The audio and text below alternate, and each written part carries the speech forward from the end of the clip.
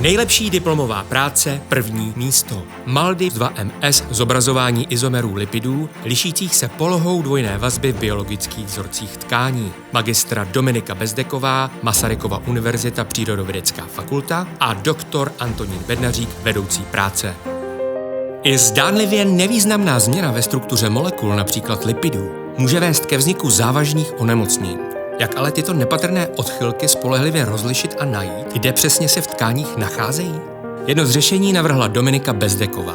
Podařilo se jí zdokonalit metodu ozonizace tak, aby s její pomocí bylo možné určovat dvojné vazby lipidů a studovat jejich funkci při vzniku nemocí. Cieľom mojej práce bolo túto metódu nielen zdokonaliť, ale predovšetkým aplikovať do praxe. A okrem toho sme sa zamerali aj na zobrazovanie špecifického rozloženia týchto lipidov, keďže v minulosti sa ukázalo, že môžu súvisieť s určitými ochoreniami a možno ich využiť pri porovnávaní zdravého a chorého tkaniva, napríklad v prípade rakoviny. Já bych řekl, že práce je výjimečná v tom, že Dominika vyvinula novou techniku, která je schopna zobrazit něco, co bylo ještě před pár lety nezobrazitelné.